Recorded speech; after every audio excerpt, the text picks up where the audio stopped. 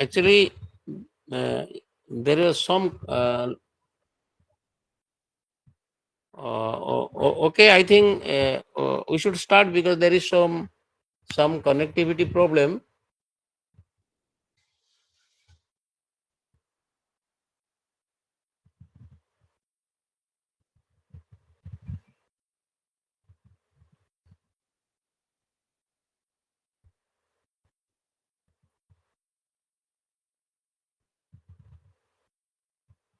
Hello,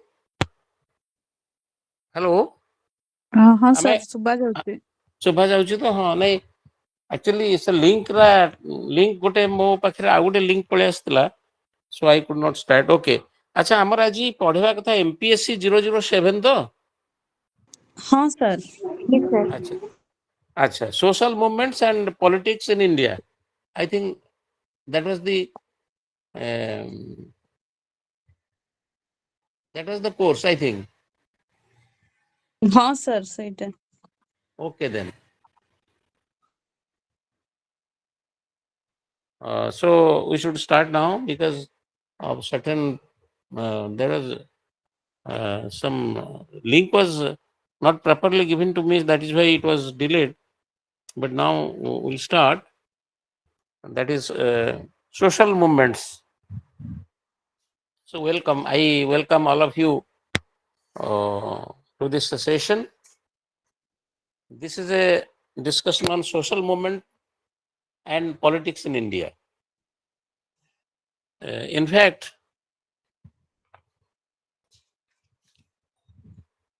social movements and politics,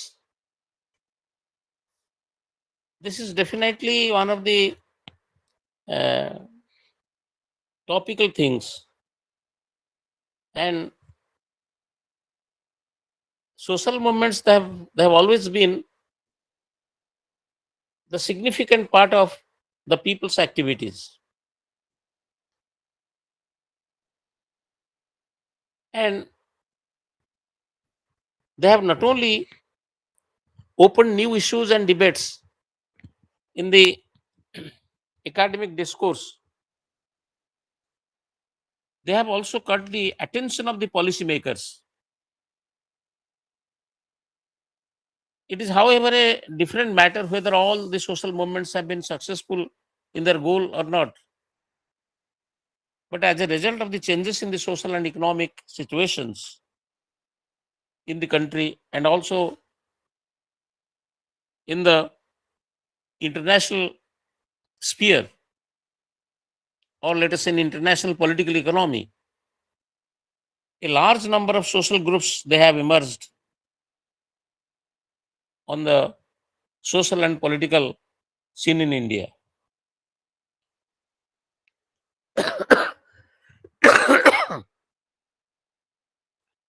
You know, in this course, first of all, we shall be acquainted with the conceptual frameworks about the social movements, like the meaning, significance, and the components of the social movement. Then also, we'll have to be acquainted with the changes which have taken place in Indian society, their relationship to the democratization, and also attempts have been made in this text to relate this social movement to the phenomenon of globalization in the context of globalization.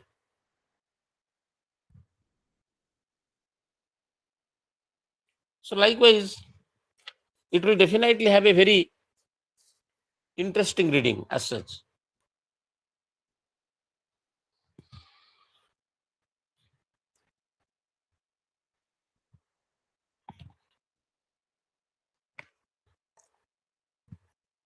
Social movements are universal because They're found in all times, in all the societies.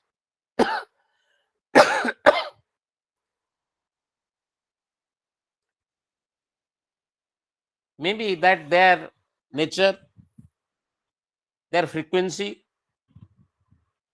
they may vary from society to society, but they are found everywhere.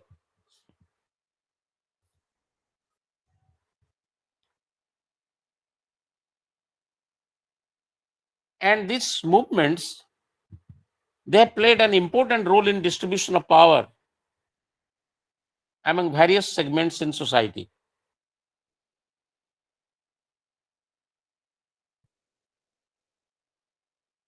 You know, in the early period of political formation, you see, let us go for the example of India. Prior to independence, the social movements, the goal of the social movement was to get freedom.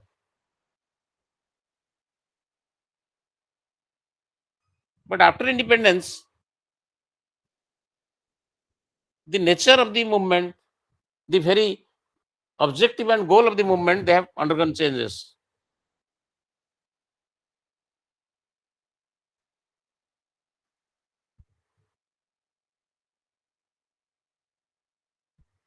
And if we go for the international scenario,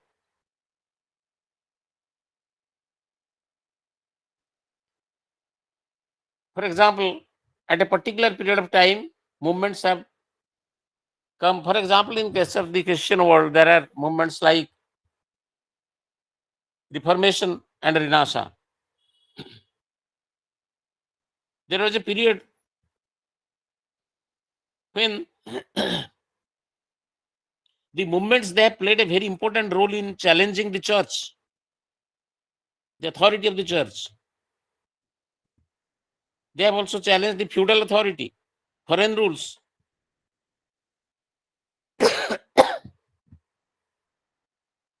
During the period of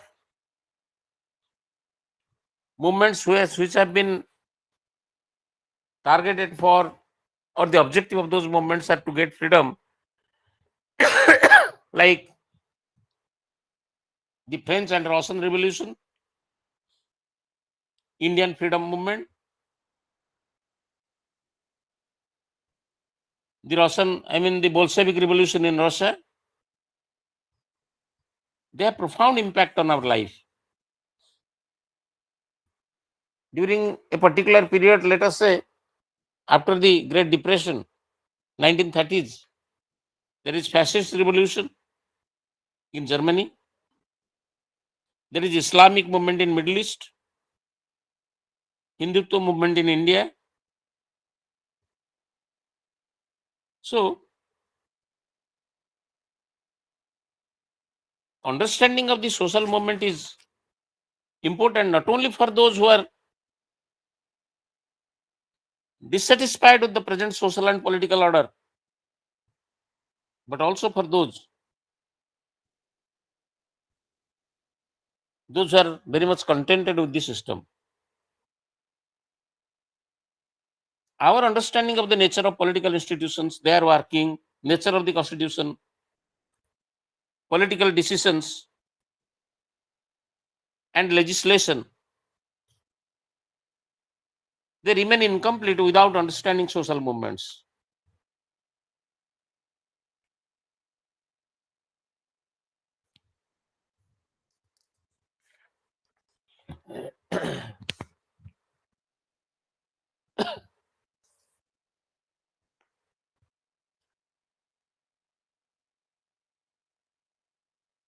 So, like other chapters, it's important to note some definitions of social movement. How can we define it?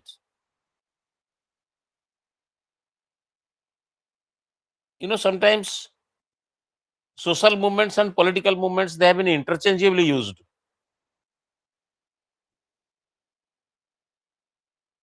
In common parlance, media and political circles, the term social movement is often used very loosely, conveying different meanings. The term is also used to indicate a set of activities undertaken by one or many organizations to bring change in society, such as education movement launched by the government departments of education for starting schools and enrolling students. It is also used for collective action of a segment of the society.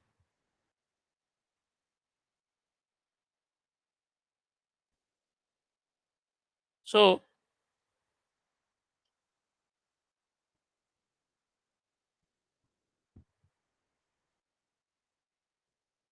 the term social movement gained currency in European language in the early 19th century because that was a period of social upheaval. Church and authority, the absolute power of the monarchs, they were challenged. People were demanding democratic rights. କାରଣ ସେଇ ସମୟରେ democratic rights ପାଇଁ all over the world there is upstairs, there is movement. People are demanding democratic rights, asserting for freedom and equality. So the political leaders and authors who use the term social movement, they are concerned with the emancipation of the exploited classes and creation of a new society by changing the property relationship.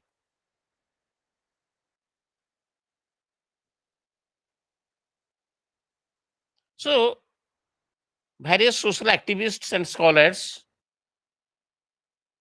they have different ideological positions on political system and expected social change.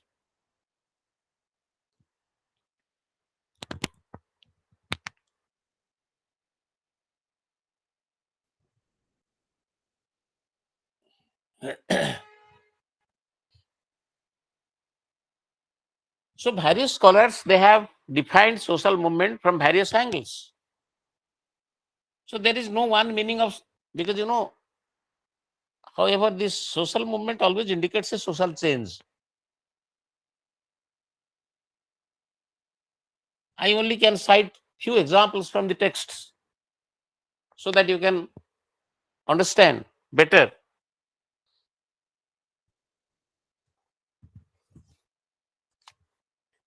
Paul Wilkinson is one of the scholars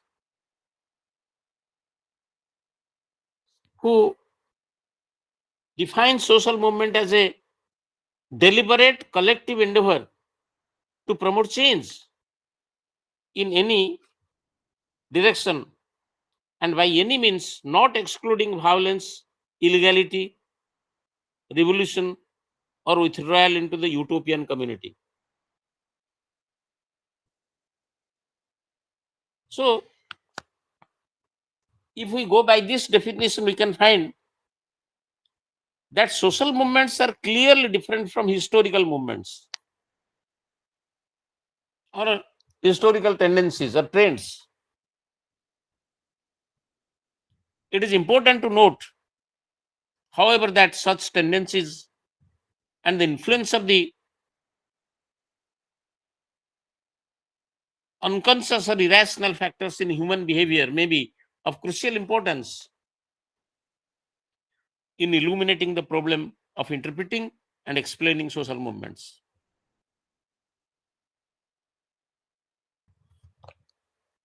According to Herbert Blumer, is another scholar. He defines social movement like this. Social movements can be viewed as collective enterprises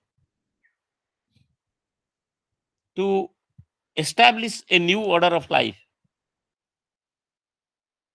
They have their inception in the condition of unrest and derive their motive power on one hand from dissatisfaction with the current form of life, and on the other hand from the wishes and hopes for a new scheme or system of living.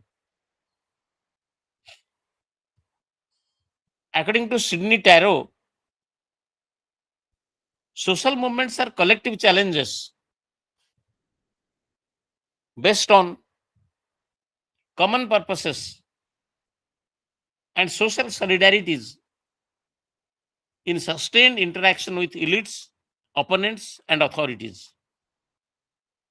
So, likewise, there are ample of definitions given by various scholars.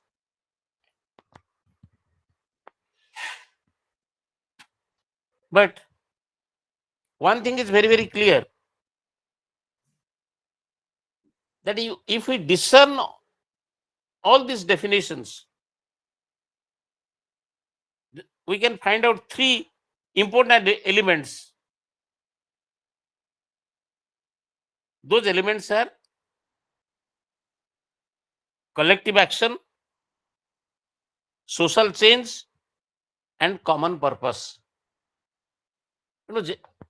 ଯେକୌଣସି scholar ଏ definition ଗୁଡାକୁ ଆମେ ଯଦି ଦେଖିବା ଅନ୍ତତଃ ଏଇ ତିନିଟା factor ପ୍ରାୟ they have emphasized that social movement means a collective action. এটা ଗୋଟେ individual action ନୁହେଁ, it's a collective action. And it involves social change. Movement ଟା କାହିଁକି ହଉଛି ଯେ ଗୋଟେ ନିର୍ଦ୍ଦିଷ୍ଟ ସିଚୁଏସନ ରୁ ଆମେ ଆଉ ଗୋଟେ ସିଚୁଏସନ କୁ ଆମେ ଯିବାକୁ ଚାହୁଁଛେ. So it involves a social change. And also there is a common purpose.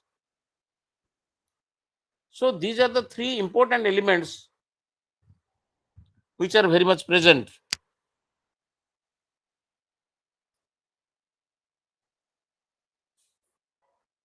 Here let us remember, ଆମେ ବେଳେବେଳେ ଦେଖୁଛେ protest ହଉଛି, agitation ହଉଛି ଗାଁ ମା sporadic way ରେ.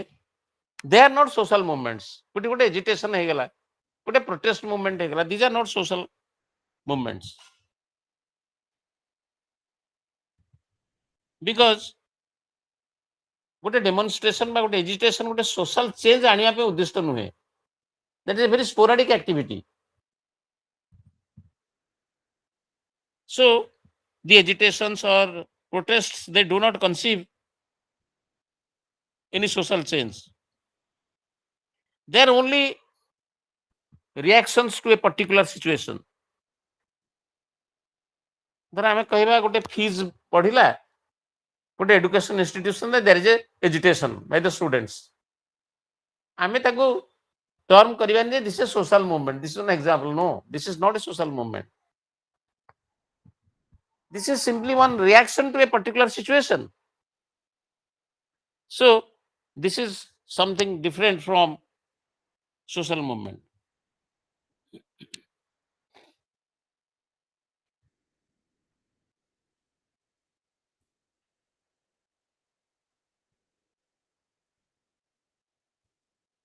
Another important thing is, more often than not, social and political movements are treated more or less as the same.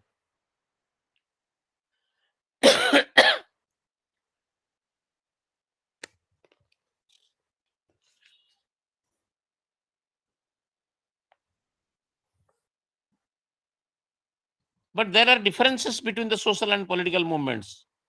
But the differences are merely semantic. Actually, ସେମାନଙ୍କ ଭିତରେ जो difference ଆମେ ଦେଖିବା, those are only merely semantic differences.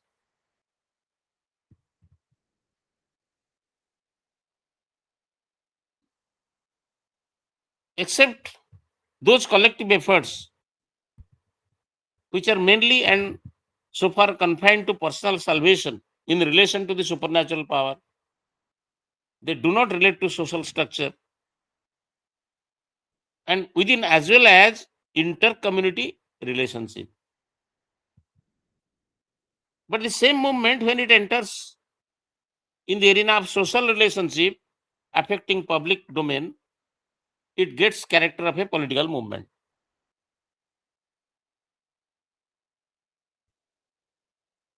ଧରନ୍ତୁ ଗୋଟେ example ଦବା, ଗୋଟେ କମ୍ୟୁନିଟିର collective struggle ଫର ସାଂସ୍କ୍ରିଟାଇଜେସନ. ସାଂସ୍କ୍ରିଟାଇଜେସନ ଆପଣ ଜାଣିଛନ୍ତି ଗୋଟେ sociological concept, where the lower caste people, they try to internalize the lifestyle of the upper caste people. Sanskritization. M.N. Srinivas tankar sociology bahari bisare likhichanti. So when the community's collective struggle for Sanskritization is through the social movement, it also challenges existing power relationship as community asserts not only the higher status but also compete with those who dominate. So at this context, that community's protester movement assumes the color of a social movement. Backward caste movement ଟାକୁ ଆମେ ତାର example ହିସାବରେ ଗ୍ରହଣ କରିପାରିବା। ତେଣୁ କମ୍ୟୁନିଟିର attempt to Sanskritize itself may not be a social movement, but when it challenges the existing power relationship, then it can assume the color of a social movement. So backward caste movements is also one of the examples.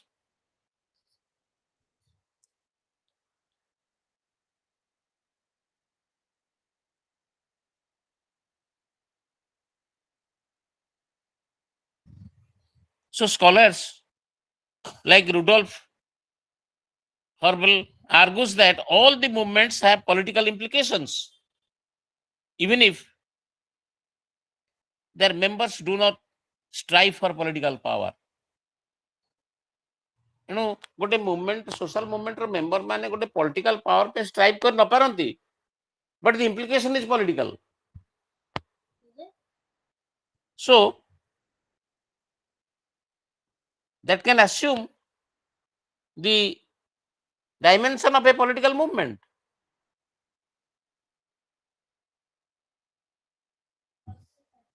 However, some scholars like Andre Gunder Frank, Marta Fuentes make a distinction between the social and political movement. According to them, the social movement does not strive for state power. Social movements seek more autonomy rather than state power. So there is a difference between the social and political power. And the political movement is located in the state alone.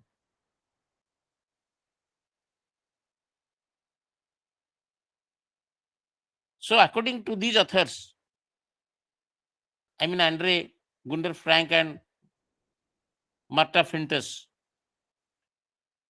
the objective of social movement is social transformation. The participants, they get mobilized for attaining social justice.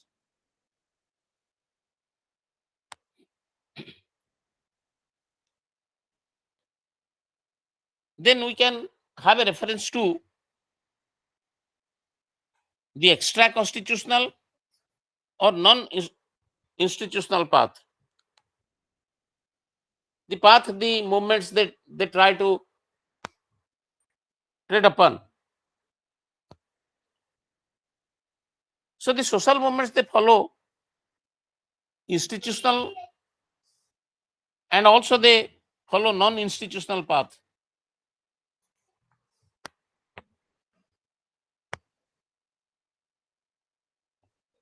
The institutional path may be called constitutional also, and the non-institutional path can be termed as extra constitutional. तामने सेमाने जो मार्गरे गति करନ୍ତି बेले बेले सेटा constitutional होई पारे किबा extra constitutional होई पारे. The action which is legally permitted and widely accepted as binding in the society at a given point of time is institutionalized action. That is an accepted method. Such actions, they include petitioning, voting in election, and fighting legal battles in courts of law. These are some of the institutionalized methods. or we can term them constitutional methods, legally accepted methods.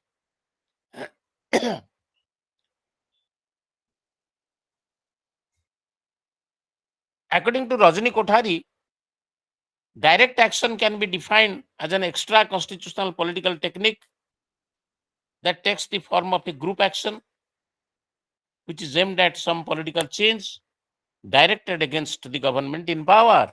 This is Rajani Kothari's statement.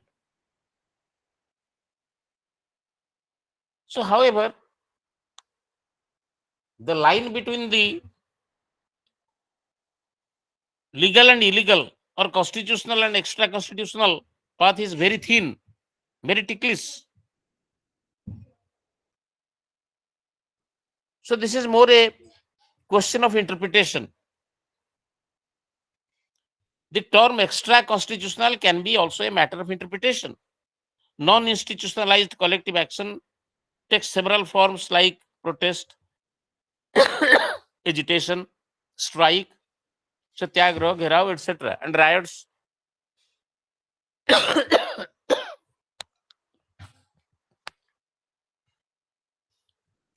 So, whatever it may be, social movements are very, very important.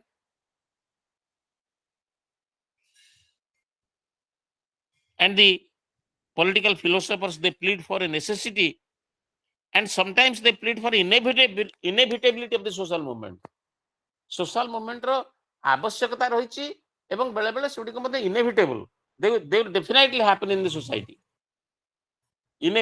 So not only necessity, movement, because you know ଆମର ଆମେ ଧର ଗୋଟେ revolution ବିଷୟରେ ଭାବିବା, ଆପଣ ହିଗେଲର philosophy ବିଷୟରେ ପଢିଥିବେ.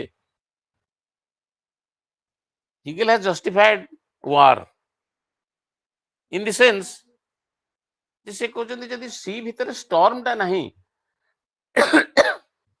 then filthiness shall gather over the sea. Because the sea is stormy, sea is wavy. That is why there is no filthiness. Freshness comes only with change, with revolutions. So sometimes that is necessary. So, and also not only that, they are also inevitable. That means they must happen. କାରଣ ଗୋଟେ ସୋସାଇଟିରେ ଧର ଲୋକମାନଙ୍କର ଗୋଟେ ଅସନ୍ତୋଷ ଦୀର୍ଘ ଦିନ ଧରି ଗୋଟେ ନିର୍ଦ୍ଦିଷ୍ଟ ଇସ୍ୟୁ ଉପରେ ରହିବ. How can they ventilate their grievances? They shall ventilate the grievances only through these social movements.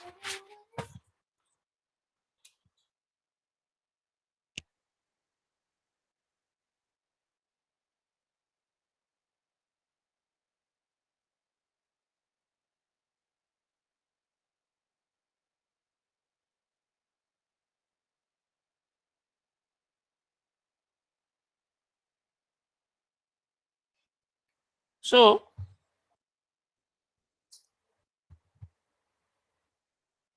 the importance of the social movements cannot be undermined.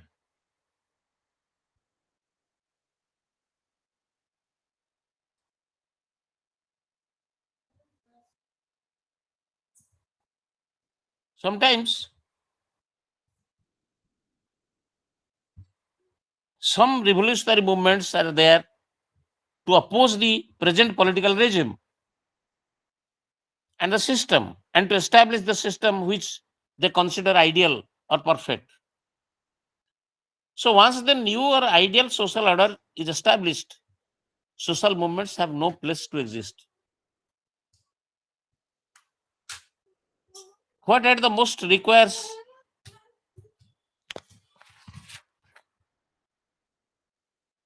it changes in institutional mechanism to resolve conflict that may arise. Often such movements are looked upon either as counter-revolutionary and reactionary.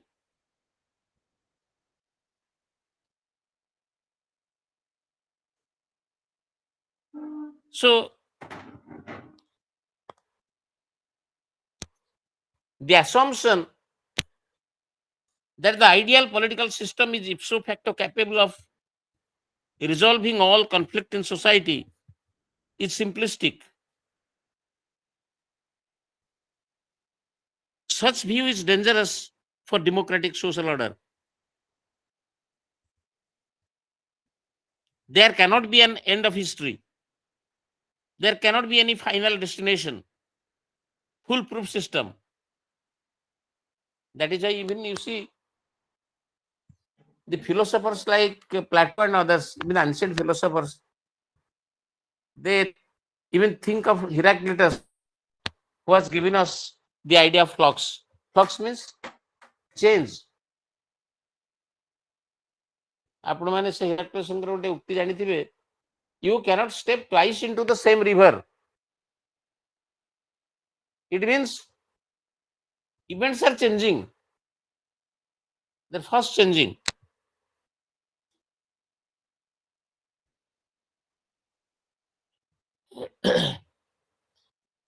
So there is nothing called a static concept of political system. Each society has its contradiction. The system may resolve some issues, can generate new areas of conflict. ତେଣୁ ଆମେ ଗୋଟେ problem କୁ solve କରିବାକୁ ଯାଇ ଯଦି through revolution we can settle it, but you know that is not the end. It can lead to further problems. It can open up new issues, new problems in the society. So in order to address those problems, again new movements are also coming up. So it's a ongoing process.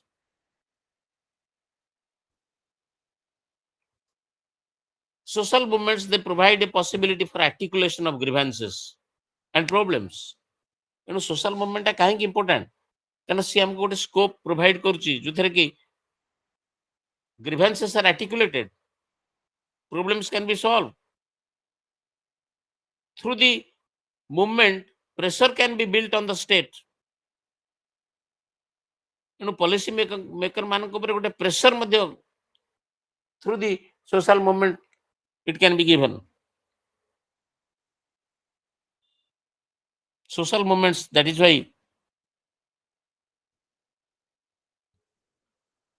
is a way of the people's collective politics to express their aspirations, their priorities. So without understanding politics of the people, we cannot understand the dynamics of the political system. So social movements have different components. Some texts they have said that there are mostly 5 main components. The components are objectives of the social movement, ideology of the social movement, programs of the social movement, leadership of the social movement, and the organization of the social movement. You see, these are the 5 components, important components: objectives, ideology, programs, leadership, and organization. Hello friends, am I audible? मते सुनी पारुछन त ठीक? Hello? Agya, sir. Okay. So these are the 5 important components of the social movements: objectives, ideology, programs, leadership, and organization. ଏବଂ ସେଟା এই component ଗୁଡାକ watertight compartment ଭିତରେ ନାହାନ୍ତି. They are overlapping, they are interdependent, they are influencing each other.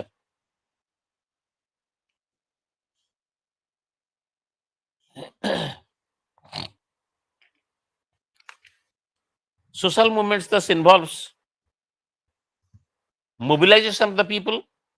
People must be mobilized, and they must be mobilized in a proper direction. They share certain common values. They begin to share perception of common understanding of social reality. And for their mobilization and to sustain their participation, the leaders they evolve different programs so that can be suitable for people's aspiration. So please remember, social movements they require good leaders. जो माने कि लोक मानकर आस्पिरेशन बा लोकंकर ग्रीभांस टाको ठीक से बुझी पारुथिबे, ताको आर्टिकुलेट करि पारुथिबे, ताको प्रॉपर्ली चैनलाइज करी स्टेट बा अथॉरिटी बा पॉलिसी मेकर्स को ऊपर मध्य निर्दिष्ट प्रेशर दे पारुथिबे. The organization may be loose or well formed with centralized and decentralized decision making system. So the nature and the function of the movement are different. For example, the nature of this movement is different from the nature of another movement. Maybe the nature of the peasant movement is different from the nature of the environmental movement, nature of the feminist movements, like that. So these components like leadership, organization, ideology, they also get changed in the course of movement.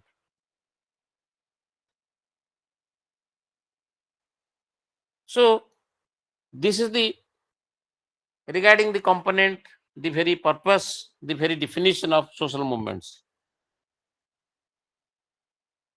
So you may expect questions like that, what is the importance of the study of social movements? Then what are the distinction between a protest or agitation or a social movement? What are the common components of a social movement?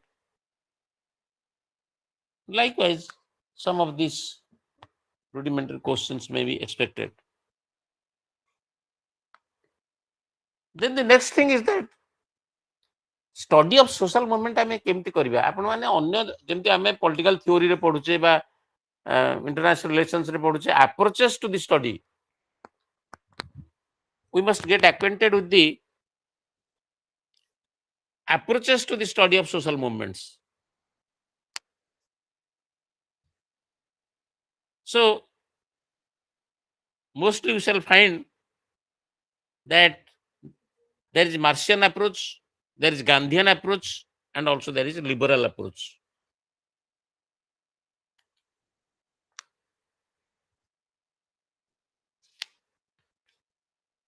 Very briefly, I shall give you some of the ideas of these approaches.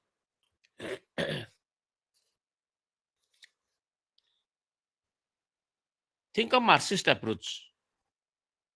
आपण माने political theory रे पढिछन, इन Marxist approach सहित आपण माने अल्पे बहुत संश्लिष्ट. You know, according to the Marxist approach, conflict is the theme, is the central theme, it is the core of the social movements. If there is no conflict, there is no movement. तरंतु आपण Marx कर theory of revolution central thing कोन? The class conflict, the haves and have nots, the bourgeois and the proletariat. If there is no conflict, there is no revolution. So some conflicts are between the individuals for personal power, style of functioning. Some conflicts are between the communities, social communities hai pare, ethnic community hai pare, religious communities hai pare, regional communities hai paranti. So some are individual conflicts, some are conflicts between the communities, and some other conflicts are around material interest and domination of one over the other. So the nature of the non-class conflicts, they vary from society to society, and they can be resolved through negotiations and institutional mechanisms. And mostly, in case of Marx literature, it is a class conflict and mostly economic interpretation of history, materialistic interpretation of history. So you know, when Hegel also has 13 terms of change. କିନ୍ତୁ ହିଗେଲଙ୍କର change ଯୋଉ ହଉଥିଲା ବା ହିଗେଲିଆନ ଡାଇଲେକ୍ଟିକ, ତାକୁ କୁହାଗଲା ଡାଇଲେକ୍ଟିକ spirit is in the center. Kintu Marx kon kale? He has replaced the Hegelian spirit with matter or economy. So Marx has given us the idea that if there is any change in the society, the change occurs because of the economic conflict.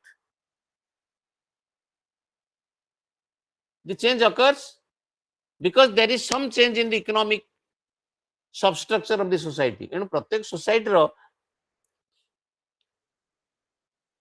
substructure अच्छी और superstructure अच्छी. Substructure means the economy, and other things they constitute the superstructures of the society, like the education, culture, religion. एगुड़ा कौन सब superstructure of the society. Economy ସେଥିପାଇଁ ଦେଖିବେ forces of production and relationship of production, these are the very important interpretations in Marxian approach.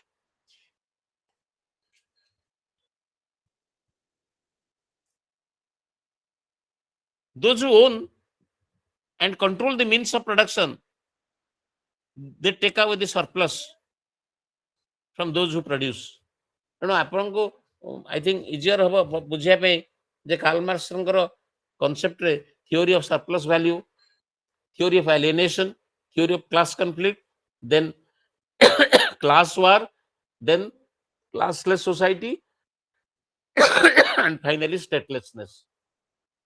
These are the key concepts in Marxian approach.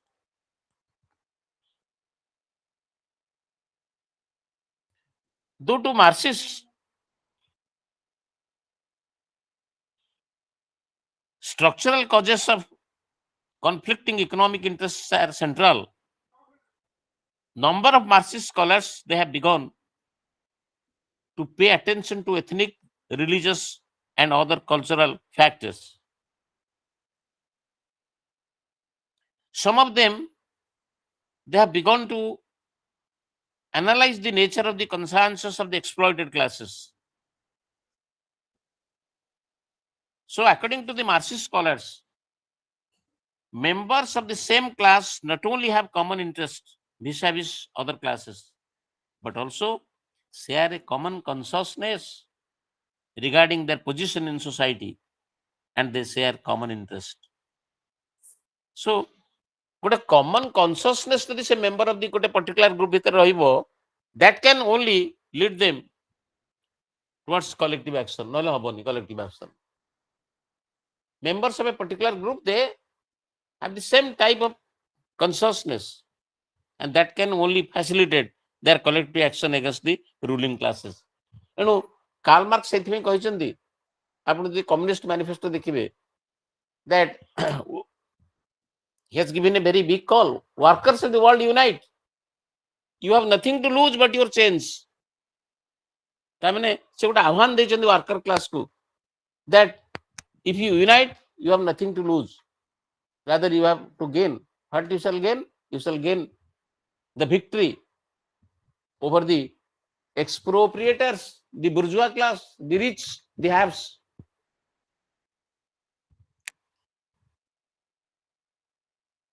So, there is a good deal of debate among the Marxist scholars on theoretical and methodological issues. Recently, a group of Marxist historians, subaltern studies, that his group, they have begun to study history from below. ସେମାନେ traditional Marxist interpretation को criticize କରନ୍ତି. They criticize the traditional Marxist historians for ignoring the history of the masses, as if the subaltern classes, they do not make history of their own.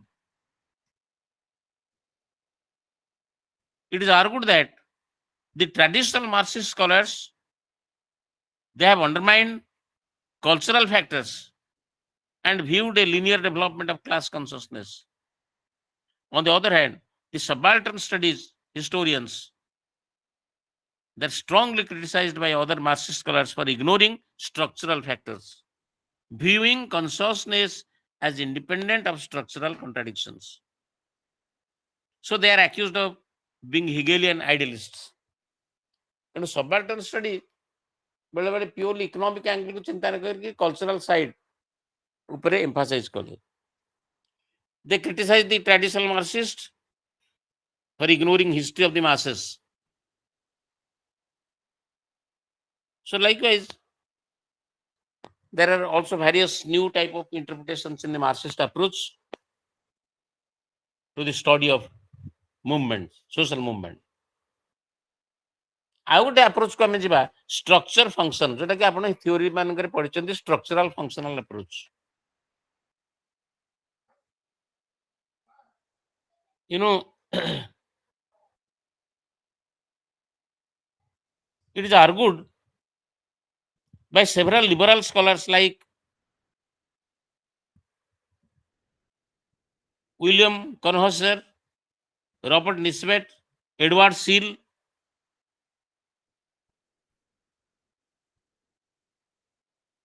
They have advocated that mass movements are the product of mass societies, which are extremist and anti-democratic. These scholars, they are in favor of excluding the masses from day-to-day participation in politics, which hampers the efficient functioning of the government. Some Indian scholars who approved of the agitation for independence from foreign rule, they did not favor agitation by people in the post-independent period. They condemn it outright as dangerous, as dysfunctional for civilized society.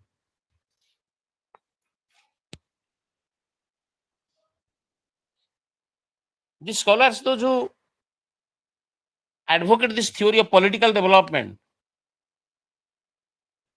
they consider that the rising aspirations of the people are not adequately met by existing political institutions, which are rigid or incompetent.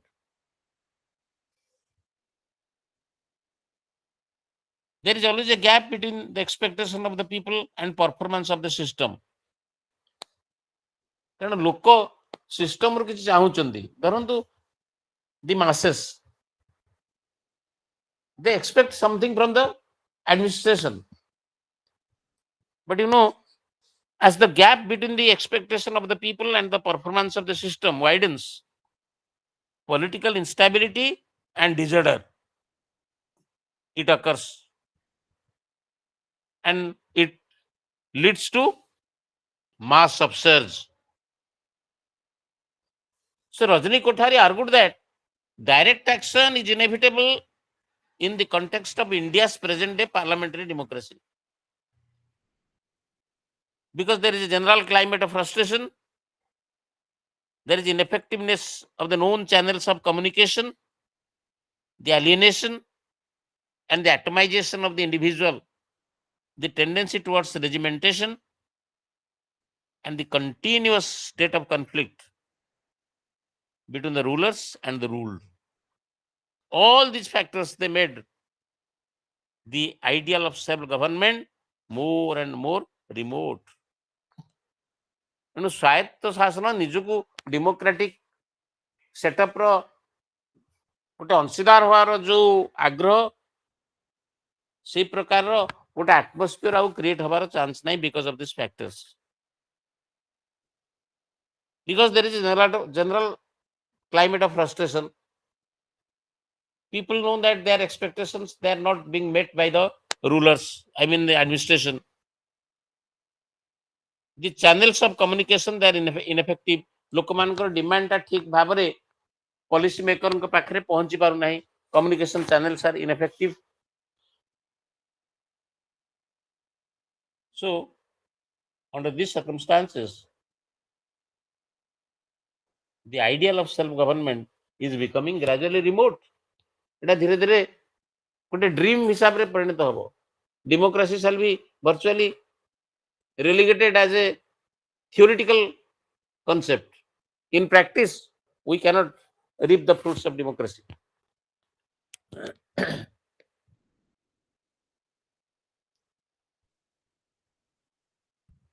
So some people argue that the public protests, they have a certain functional utility, even in a parliamentary form of government.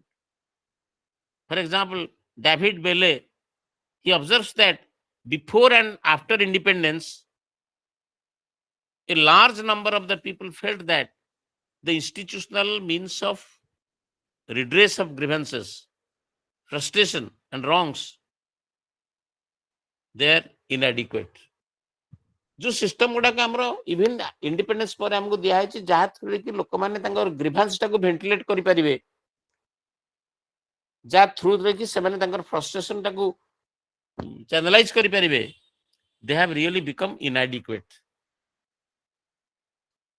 So this is तार अर्थ structural functional approach emphasizes upon the very weaknesses of the system and the functions which have been carried out by different parts of the function. That is why the administration meant for the people, they could not deliver the right type of results for the people. So the frustration is being widened. I mean, expectation now performance, या भितर gap टा widen हो चली, which results in social movement. ग्रीभांस टा protest बढ़िले कौन हम social movement हम आंदोलन हम. Another important approach is Gandhian approach. We all more or less are acquainted with the Gandhian approach because he is the topmost leader of Indian independence movement or freedom movement, and tankara influence on the social movement was highly dominant during that period of freedom struggle. Though Gandhi did not offer systemic analysis, actually Gandhi got a systematized way social movement upare kichi literature dei nahanti. So he didn't offer any systematic analysis on social system, its functioning or causes of conflict. But he was a critic of modernity as developed in the West under industrial revolution. He was against capitalist economic system, and he had deep concern for the poor and poorest of the poor. So according to Gandhi, conflict in the society is not because of conflicting economic and social interests among the communities. It is because of different understanding of interests and society, different moral and different ethical values on good and evil, or prejudices against each other. So during his lifetime, Gandhi led struggles not only against the British rule, but also he led the revolutions against racial discrimination in South Africa. He led the revolution against untouchability, and also he led the struggles against discriminations to women. So on various issues, he has really raised protest movements. So he was against the British rule. He was also against racial discrimination. He was against untouchability. He was against discrimination to women. କିନ୍ତୁ ତାଙ୍କର ଗୋଟେ important central concern movement ଷ୍ଟଡିରେ purity of means. ଆପଣ ଦେଖନ୍ତୁ ସେ ଦୃଷ୍ଟିରୁ he is different from Machiavellian philosophy. Machiavelli କହୁଥିଲେ end must be achieved, means doesn't matter. ଆମେ ଗୋଲଟା ଆଚିଭ କରିଦେଲେ ହେଇଯିବ. But Gandhi says no. The goal can be achieved only through purity of means. So purity of means in social struggle and resolving conflict is the central concern of Gandhian ideology. Means is important like the end. ମାନେ ଗୋଟେ simple example ଦେବା, ଆମର ପରୀକ୍ଷାରେ ଭଲ କରିବା ହଉଛି ଆମର ମତଲବ. ତା ମାନେ କ'ଣ ଆମେ କପି ଟପି କରିକି ଭଲ କରିବା? We cannot adopt any unfair means. We shall excel in the examination by going through fairness. Just means ଆମେ ଭଲରେ ପଢିବା, ଠିକ ସେ ପରୀକ୍ଷା ଦେବା. With fairness we shall fare well. We shall perform well. Not that through unfair means we shall go and pass the examination. ତାର ଅର୍ଥ means ଟାକୁ ମଧ୍ୟ pure ହବା ଦରକାର. Gandhi was emphasizing on that. That social struggles cannot be meaningful if we shall not make our means pure. Purity of means. Machiavelli of Western world was something different. Se kohle end is final. Means doesn't matter. No. Gandhi was against this principle. Gandhi says that means is equally important like the end. ସେଥିପାଇଁ ସେ ସତ୍ୟାଗ୍ରହ, ଅହିଂସା, ସ୍ୱରାଜ ୟାର ଉପରେ ସେ ବେଶୀ emphasise କରୁଥିଲେ. ସେ କେବଳ ଟିଟ୍ ଫର୍ ଟ୍ୟାଟ୍ ବୋଲି ପଲିସିରେ ବିଶ୍ୱାସ କରିନଥିଲେ. That we must be truthful. We must stick to non-violence. So he strongly advocated ahimsa, non-violence.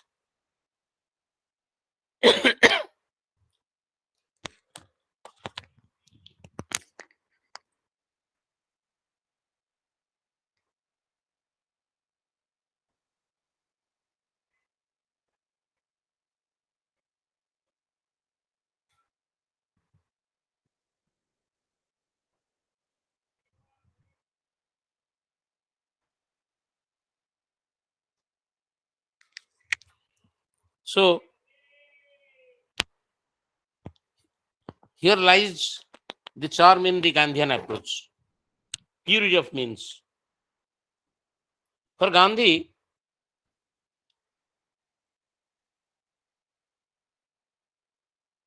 unjust means would never produce a just outcome.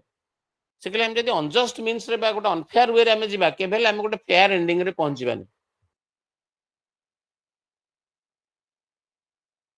So Gandhians advocate a need for resistance of those who are the victims and suffer against injustice. So the method of satyagraha was adopted.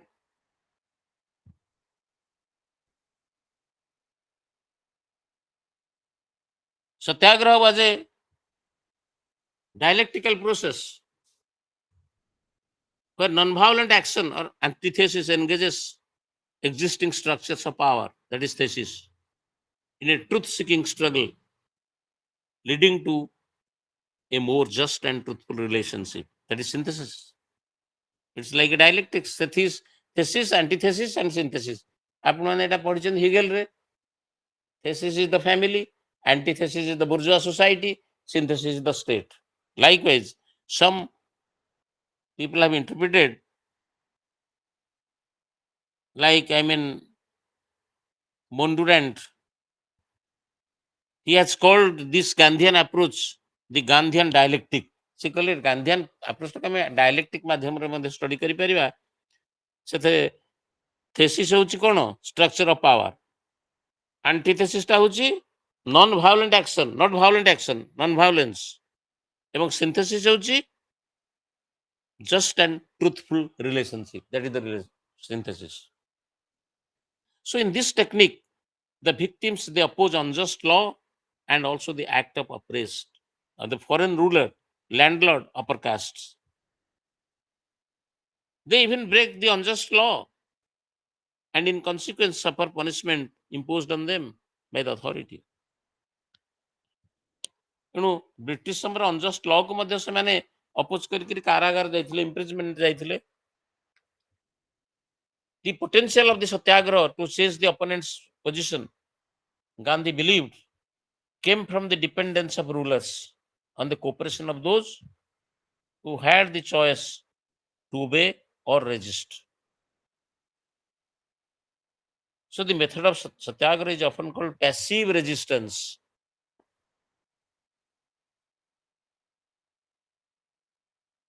David Hadiman calls Gandhi's method as dialogical resistance. So for Gandhi, The adversary was not an enemy. He believed in changing heart and reasoning of the enemies. So Gandhi, through non-violence or ahimsa and truthfulness, he wanted to win over the hearts of the enemies. He knew that in many cases, reason by itself would not win an argument.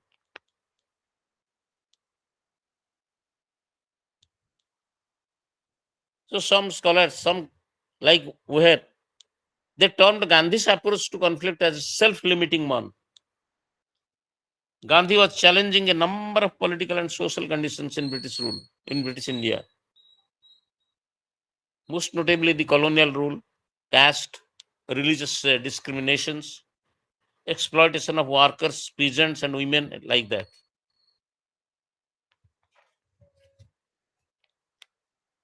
Another important theory is called resource mobilization theory. That is another approach of study to social movements.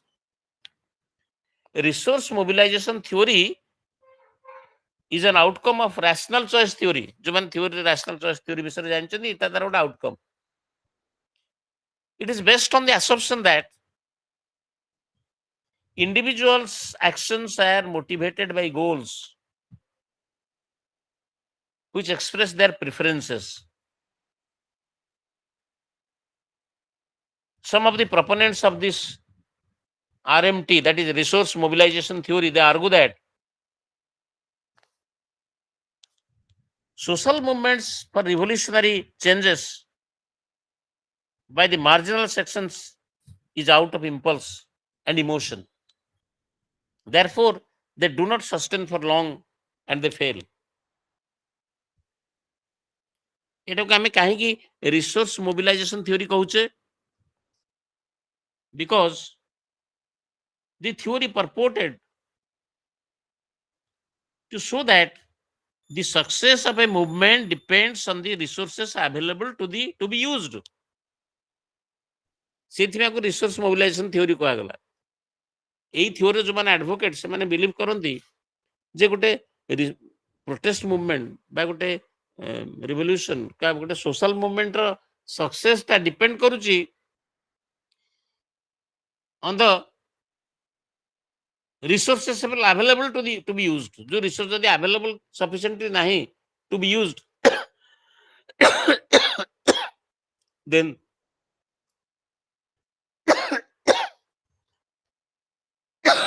excuse the targets, the objectives of the goal of the revolution cannot be achieved.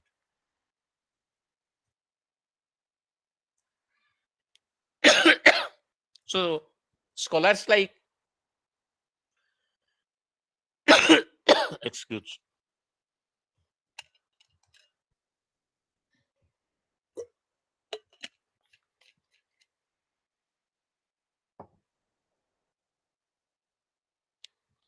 scholars like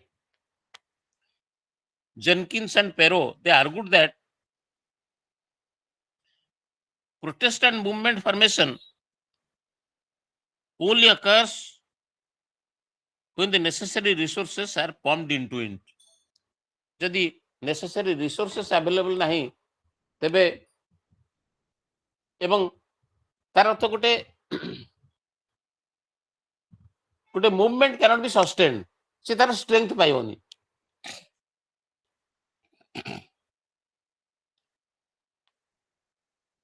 So resource mobilization theory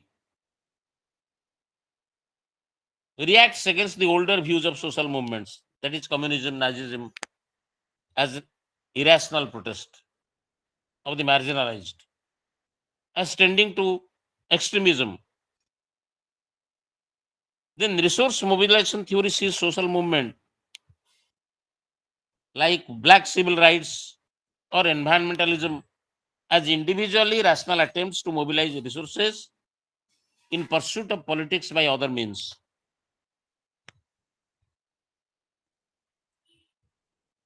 This theory it puts emphasis on the entrepreneurial skill of the leaders of the movement. protest movement ର ନେତା ମାନଙ୍କର entrepreneurial skill ଉପରେ depend କରୁଛି success of the movement. They mobilize resources like professional, finances, moral support, networking. ଏଗୁଡାକ ହଉଛି resource. ଯଦି ଗୋଟେ movement ର ନେଟୱାର୍କିଂ ଭଲ ନାହିଁ, ମୋରାଲ ସପୋର୍ଟ ନାହିଁ, ପ୍ରପର ଫାଇନାନ୍ସେସ୍ ନାହିଁ, it lacks professionals, then the struggle cannot be sustained. ଏଗୁଡାକ ଦରକାର so that the struggle or the protest movement can be sustained.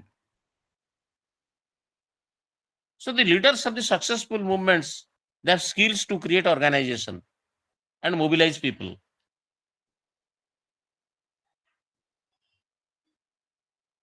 So ಈ protest movement ବା social movements one so study କରିଛନ୍ତି, one of the scholars is Rajendra Singh. She summarized କରିଛନ୍ତି some of the major assumptions of RMT, that is resource mobilization theory. Like social movements must be understood in terms of conflict model of collective action. There is no basic difference between institutional and non-institutional collective action. Both institutional and non-institutional collective actions again contain conflicts of interest built in the system. Social movements involve rational pursuit of interest by competing groups. Goals and grievances, conflicts and contestations are inherently presented in all relationship of power. The formation of social movements, therefore, is determined by the changes in resources, organization, and opportunities for collective action. Success and effectiveness of political action is understood in terms of material benefit or the actor being recognized as a political person. Then finally,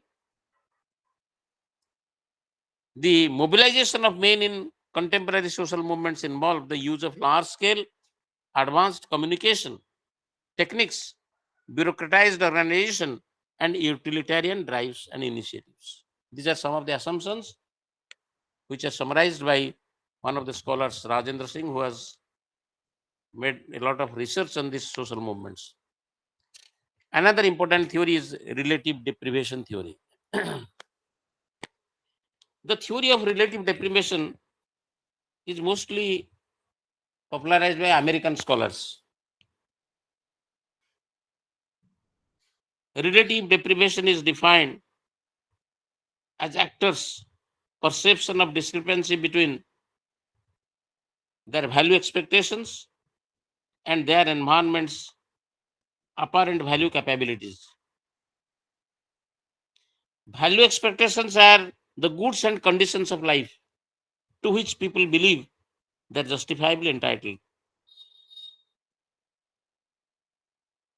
The references of value capabilities are to be found largely in the social and physical environment. And they are the conditions which determine people's perceived chances of getting or keeping the values they legitimately expect to attain. So those who perceive deprivation and as a result experience a feeling of frustration, they become aggressive. They're jealous of those who have more. ସେମାନେ କାହିଁକି jealous ହୁଅନ୍ତି? That others have more but we are deprived. So this very feeling of deprivation, that we have been deprived of our entitlements, it gives them a feeling of frustration. Then they go for protest. They revolt. They revolt against whom? Against those who have more. So they do not deal with the resources, sources of deprivation. So one of the scholars, Gur, he said that deprivation is primarily psychological. Therefore, it doesn't deal with the socioeconomic structure, which is the source of deprivation.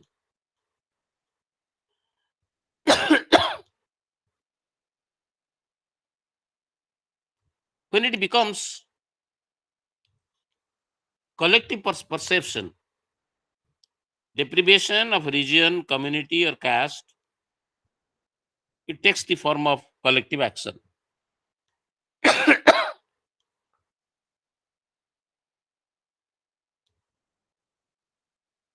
So, relative deprivation is a necessary but not a sufficient condition of protest movement. It is a necessary condition, but it's not adequate condition. It's not sufficient. A sufficient level of understanding and reflection is required on the part of the participants, and they must be able to observe and perceive the contrast between the social and cultural conditions of the privileged and those of the deprived. And they must realize that it is possible to do something about it. So, this is briefly all about review approaches of the study, like the Marxist approach, structural functional approach, Gandhian approach, then resource mobilization theory, and relative deprivation theory. This can be asked in form of questions differently, that what is structural functional approach, what is Gandhian approach, what is Marxist approach to the study of social movements and all that. Then briefly we can also go for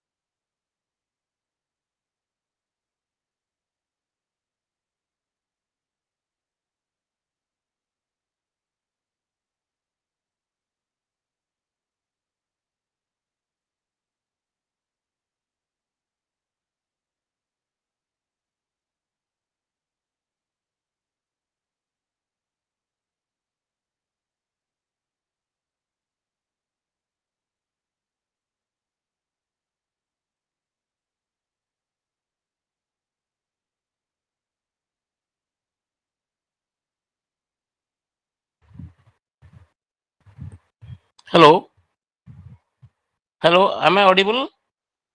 हाँ sir. Okay. Yes, sir. Uh, then the next problem is how to classify. आमे social movement को केमती classy विभिन्न प्रकार classification आमे केमती करिबा. You know, classification is a way of selecting and arranging the facts, the data, and also classification helps in giving a meaning to one's observation. The social movements also do not have the only one way of classification. No classification is sacrosanct or universally acceptable. कारण classify कला बेले विभिन्न प्रकार parameters को engage करा जाए, and depending on the parameters these classifications can be made.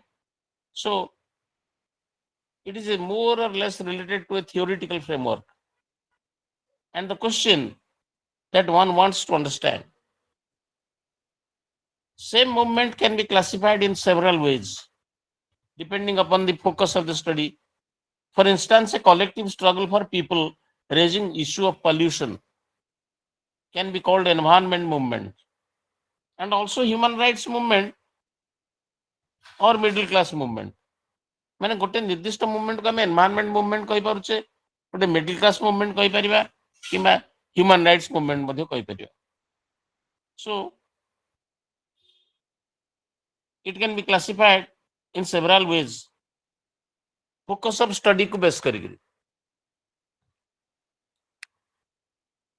Generally, those who follow the Marxist approach or Marxist framework, They examine social movements in terms of their potentialities for revolutionary transformation in society. They characterize the movements in reference to not only of the participants and leaders' ideology, as well as their immediate and long-term objective, but also the scholars' own expectations from the social movement.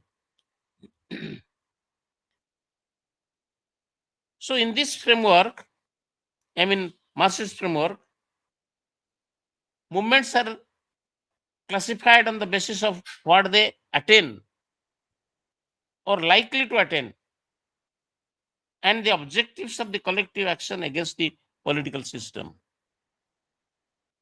According to this theoretical perspective, social movements are of three types.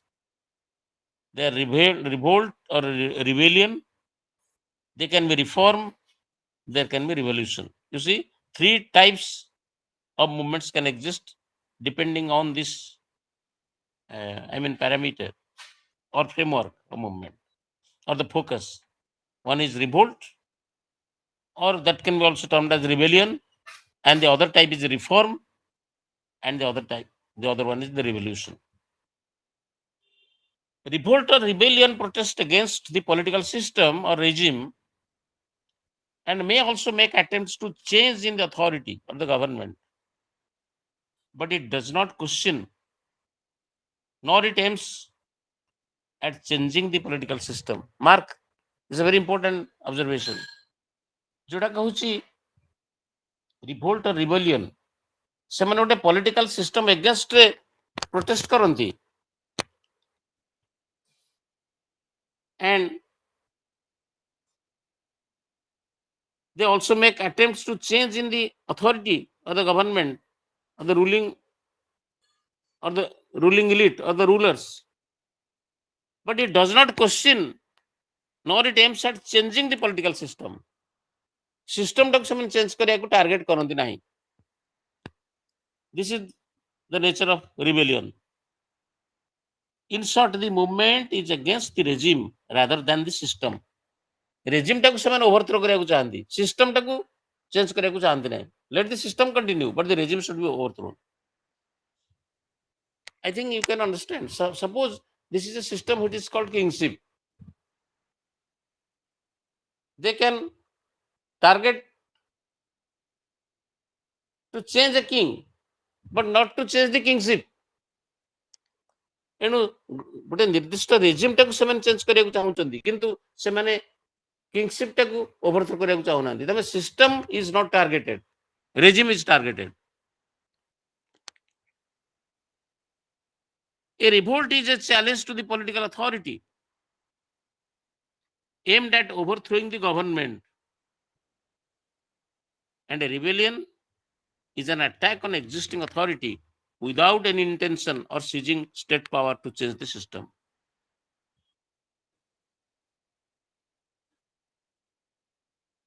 This is all about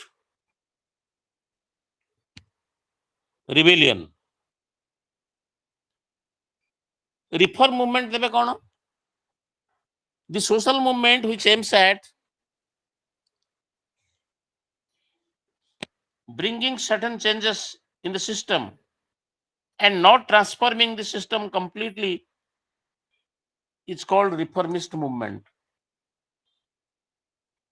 Such movements question the functioning of political institutions and build pressure on the government to introduce certain changes or reforms. So while demanding for changes or reforms, they do not question the political system as a whole, nor do they relate a political institution with the large political structure. In other words, they focus on reforming a political part of the institution. That is why this is a reformist movement.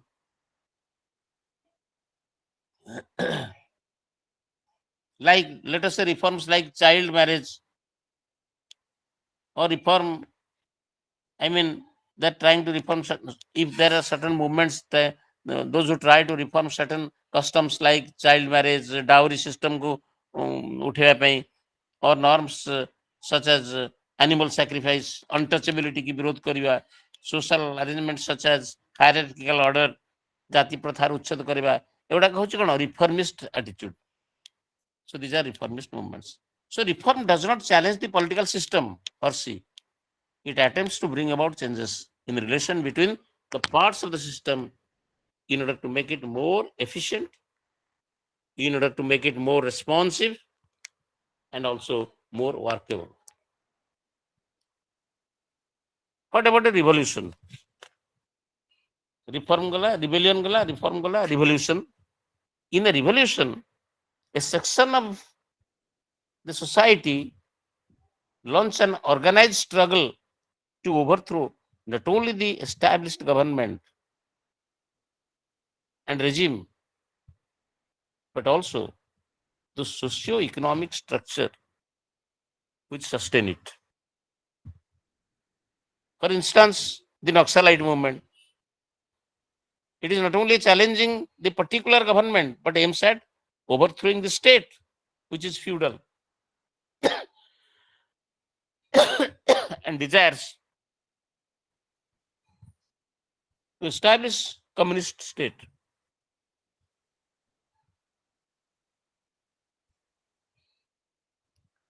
So this is all about the rebellion, the reform, and revolution. What about the new social movements? That is another type of classification. Some of the movements can be categorized as new social movements.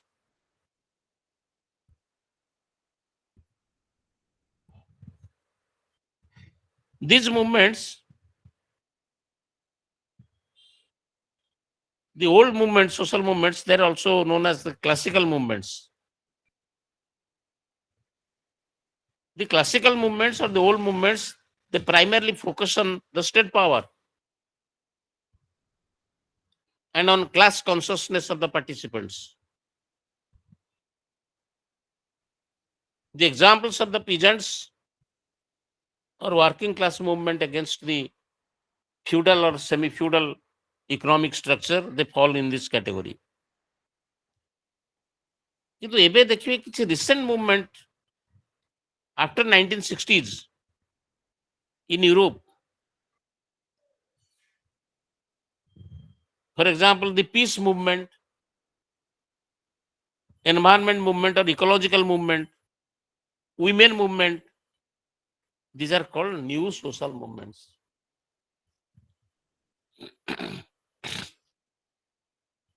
In India, the movements around the same issue of identity, like Dalit movement, Adivasi movement, women movement, human rights movement, environment movement, ଏଗୁଡାକ 1960 ପରେ ଦଶକ ପରେ ପରେ ଏଗୁଡାକ ଆସିଛନ୍ତି ଯୋଉଡାକର the very nature of and dimension of these movements are different from the traditional or old movements. In one sense, they are called new social movements because they have raised the issues related to identity and autonomy, which are non-class issues. ଏଣୁ ଦେଖନ୍ତୁ ଏଇ ପ୍ରକାର new movement ଗୁଡାକର ଫୋକସଟା state power ନୁହେଁ. So old movement guda they primarily focus on state power or class consciousness, like Marxist movement, for example. But here, the new movements, they're around identity politics. So they raise issues related to identity, autonomy, which are non-class issues. They are not, they do not confront with the state. State ସହିତ କୌଣସି ପ୍ରକାର ତାଙ୍କର confrontational attitude ନାହିଁ. They are the new forms of social movements.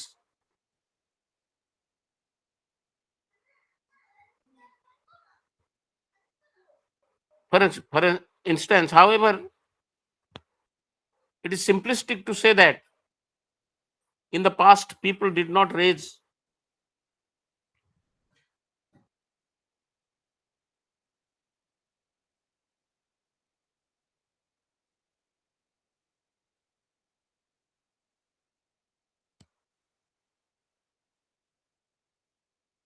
So, for instance, the Birsa Munda movement of Chota Nagpur during the 1830s was the struggle to resist the intervention of the British state in their life. It was the movement to protect their own autonomy. So, according to some scholars, the movement aimed at the liquidation of the racial enemies, the Dikus, European missionaries, officials, the native Christians. The Mundas would recover their lost kingdom. There will be enough to eat, no famine. People will live together in love. So, ଏଟାର କହିବାର ଅର୍ଥ ହଉଛି ଯେ identity ବା ପରିଚୟ ପାଇଁ struggle ହବାଟା କେବଳ ଗୋଟେ ଯେ ନୂଆ ଟ୍ରେଣ୍ଡ ସେଟା ନୁହେଁ। ତାମାନେ 1830s ରେ ମଧ୍ୟ Munda struggle was there for identity. So it is not correct to say that in the past people didn't struggle for identity and autonomy.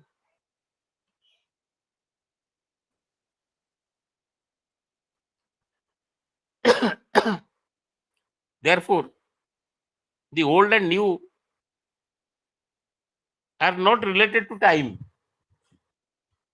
ଯୋଉମାନେ କହିବେ ଯେ ନାଇଁ କେବଳ ନୂଆ ସମୟରେ ଯୋଉ ମୁଭମେଣ୍ଟ ଗୁଡାକ ଆସୁଛି ଏଟା ଗୋଟେ new movement, not necessarily. In 1830s also the some people have quoted Birsa Munda's revolution as a new social movement because that is a struggle for identity.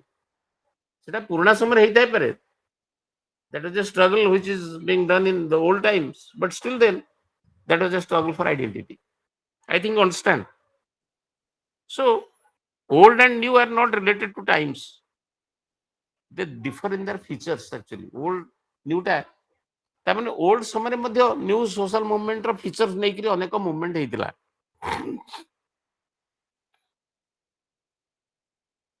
ଏଣୁ ଯୋଉମାନେ the scholars, those who have rejected the framework of classical framework on the Marxist framework, they identify some of the characteristics of the new social movement. Like this, the new social movements, they are not directing their collective action to state power. They are concerned with individual and collective morality. Then the new social movements are not class-based. They are multi-class. In fact, they do not subscribe to the theory of society is divided on class lines. Marxist man कहले bourgeois class, proletariat class, rich, poor, haves, have-nots, not that. New social movement, they are not class-based. They are multi-class. The new social movements are either ethnic or nationalist or plural. Women movement धरन गोटे example हिसाब रे निया जाय परिबो. Even contemporary farmer movement by peasant movements as new and non-class movement. It is a movement of small and poor as well as middle and rich farmers. एणु एथरे class किसी consensus नाही. एथरे poor farmer अछंती, rich farmer भी अछंती. So these movements, scholars like Gail Humbert, they argue that they have support of agricultural laborers. It also has the support of shopkeepers. And they also derive support from both the rich and the poor castes also. That means irrespective of caste identity, class identity, they derive the support. So some scholars, they argue that the ideologies of the farmers movement thus provided a clear challenge to Marxism that limited its analysis only to capital labor struggle as defined within a realm of commodity exchange. Then another feature as outlined that these new social movements are confined to and concerned with civil society. So most of these new social movements as civil society movements. They're confined within civil societies.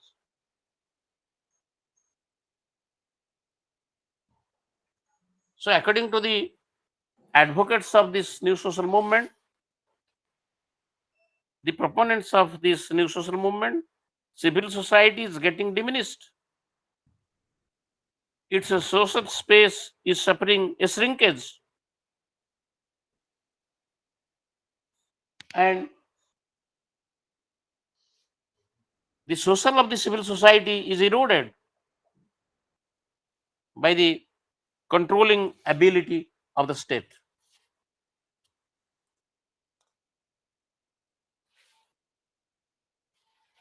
The expansion of the state in the contemporary setting, it coincides with the expansion of the market. State and market are seen as two institutions causing inroads into all aspects of the citizen's life.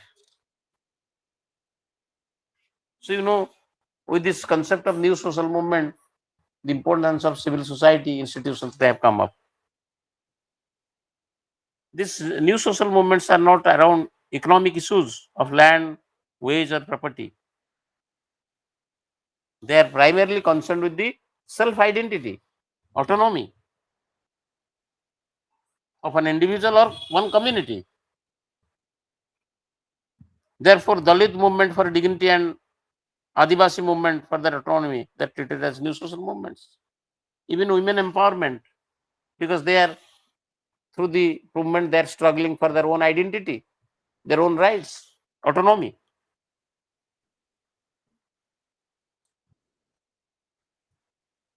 And also another important thing is that there are some,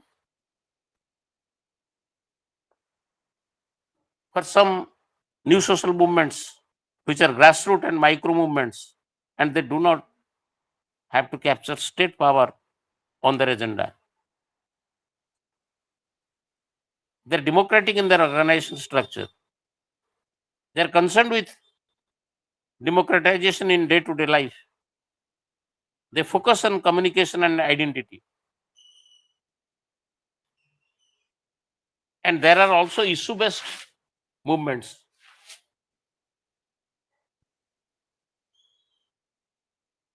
People do get mobilized around number of issues, from local issues to the immediate, to the system, to the long-term issues also. They vary from time to time, from society to society. Sometimes the issue-based classification, they treat different issues separately. Sometimes these issues are conceptualized in theoretical framework, such as developmental livelihood, human rights issues, political, economic, cultural, and social issues, local, regional, and national issues. So, classification of the issues, that depends upon the scholar's perspective. For instance, the movement of the dam affected people can be called a rehabilitation movement of dam affected people. And it can also be called as anti-development movement or human rights movement. So when in a dam site, for example, when a dam is constructed, a large number of villages being inundated, so there is one issue of rehabilitation. You can say it's one rehabilitation issue. Some people can say that this is the issue of human rights, because they have the right to their own shelter, habitat. So this is also issue-based movement. Similarly, struggles of the forest dwellers can be classified as forest movement, civil rights movements, livelihood movements, or movements for common resources. So, broadly speaking, we have discussed about some movements like reform, rebellion, revolution, new social movements, and also issue-based movements. It's a very interesting study.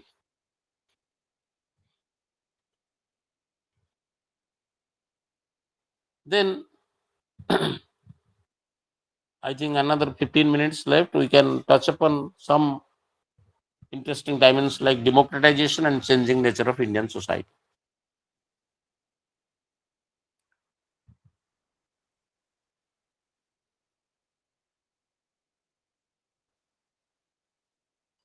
You know, if we have a close look to the developments in our society, particularly after independence, it brings us to the realization that establishment of democracy, that is economic development, coupled with this idea of distributive justice, it has transformed a traditional society. The state has been the central instrument of change. Politics has performed the role of an agent in facilitating this transformation.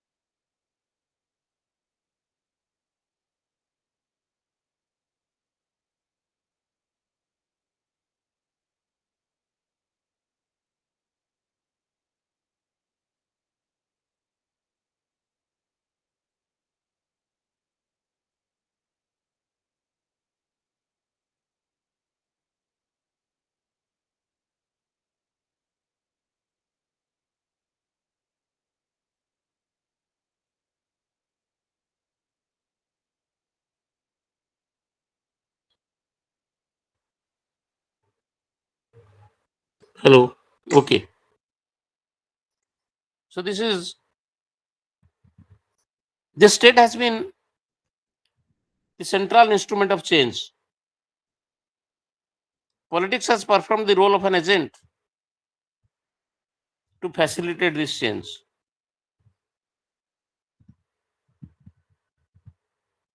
When India set out on its journey as an independent nation, in spite of our claim of being a democratic republic, the political participation was constrained by social and economic inequalities. And still, periodic elections at national, state, and local levels they've encouraged vigorous participation of traditionally suppressed and deprived sections of the society.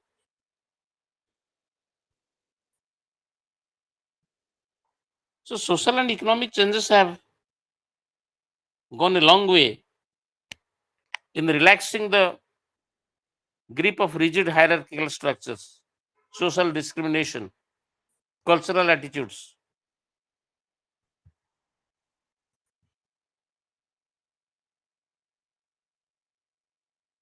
So, during the colonial period, there are also social reforms and there are also inequalities. The social reform movement of the 19th century attacked the caste system, which was graded into a hierarchy of status. At the bottom of this caste system were placed the untouchables, who constituted nearly 25% of the Hindu population and suffered the worst form of discrimination. For centuries, women in India have been subjected to oppressions of different kind. This has been legitimized by various religions practiced in the country as well. They were not supposed to have a personality of their own. And they were seen as an adjunct to their husband's personality.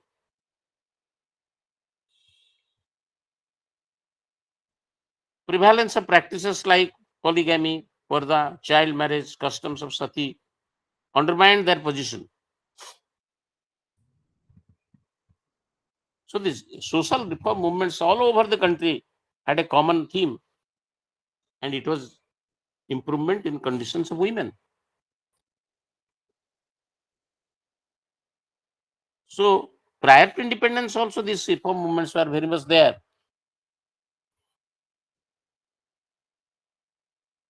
And several members of the, when India was struggling for independence and also our Constituent Assembly was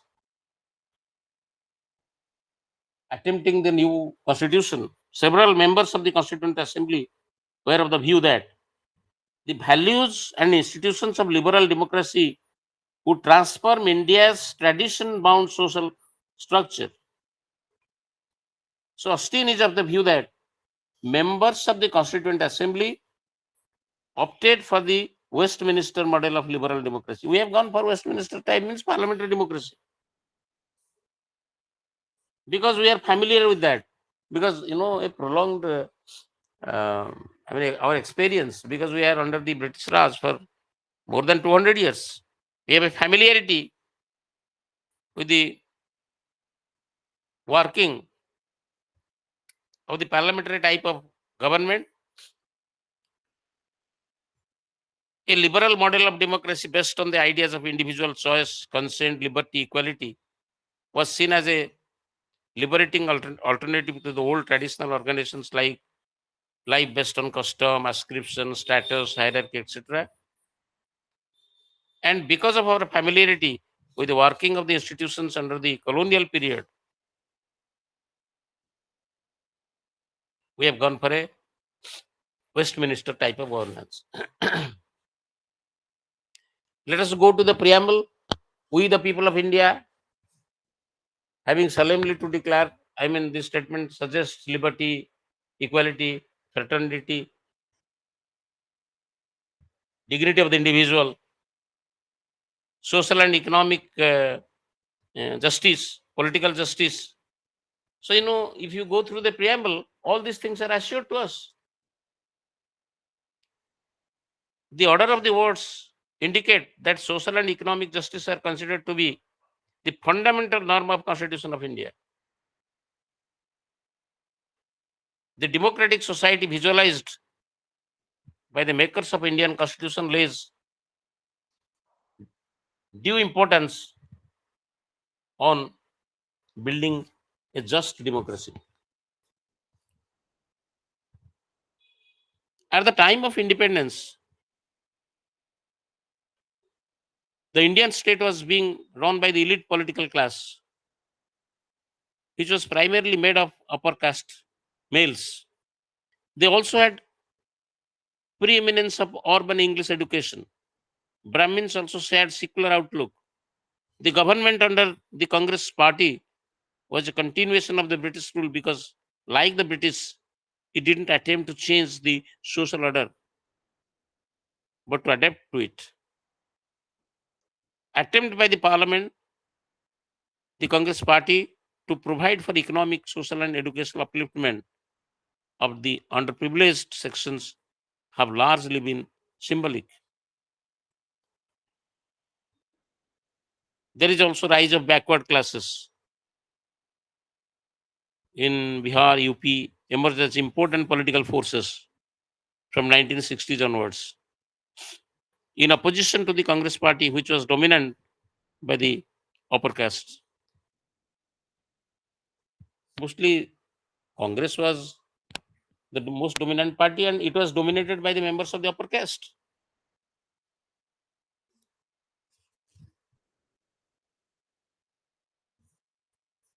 Then during 1970s, it represented a watershed of development, and Indira Gandhi was attempting strengthening the popular base of the state by a series of measures like bank nationalization, abolition of privy ports, nationalization of insurance.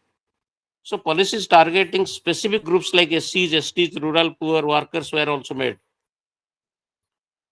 The appeal to this group and the slogan like Garibi Hatao translated into electoral victory for the Congress party led by Indira Gandhi in 1971 general election.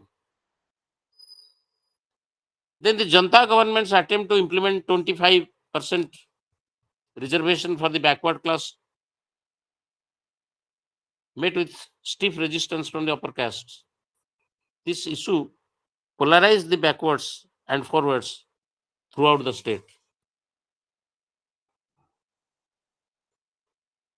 The backward castes movement grew stronger in the state by forging alliance with the poor peasants among Rajputs, scheduled caste, and Muslims. And this group supported the Janata Dal, which ousted the Congress I at the national level in 1989, and in the state assembly emerged as the single largest party in 1990. Then the 1990s, they have witnessed a participatory upsurge among the disadvantaged section of the society. Before the 1970s, the urban participation used to be high than the rural participation, but now rural participation has overtaken urban participation.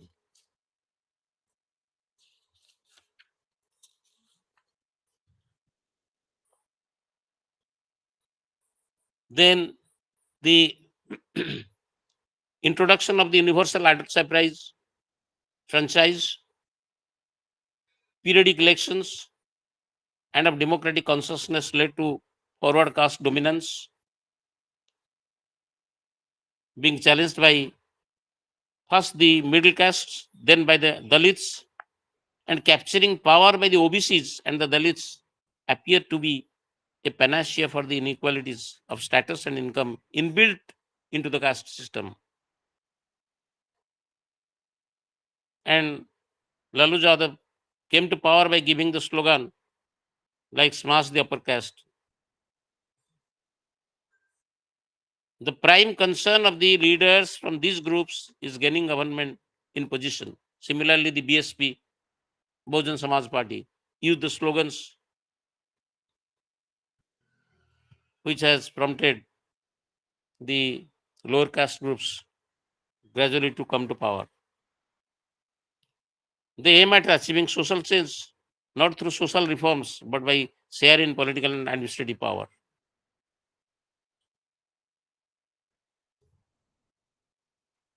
So we shall find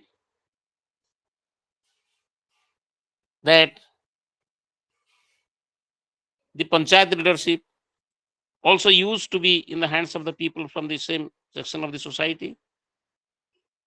All these trends, they led to funds for rural development being cornered by the will of the sections of the society because upper caste dominated political system, bureaucracy, panchayati raj institutions, and didn't show necessary concerns and commitment to the needs of the poor. The whole picture seems to have changed now. So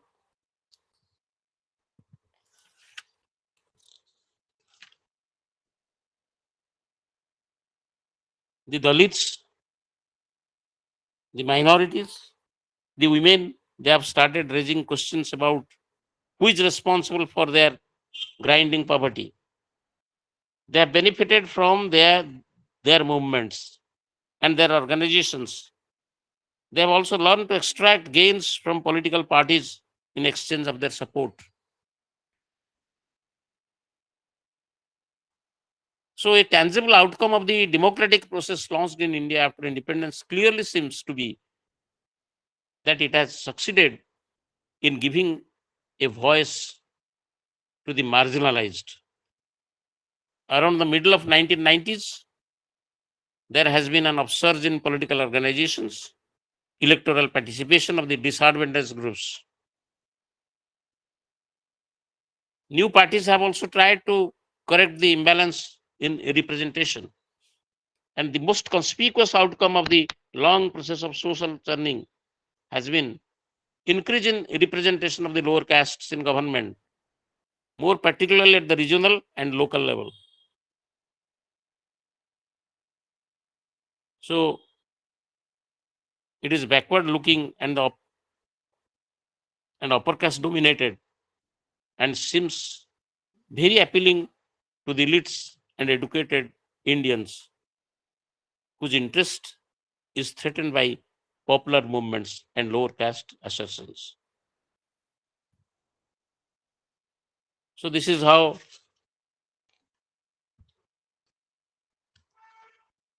backward castes, the Dalit challenges to the dominance of upper castes. These trends, they have come up in the Indian landscape. So I think it is already past 7 o'clock. I shall close today's discussion. This is already time. So I thank all of you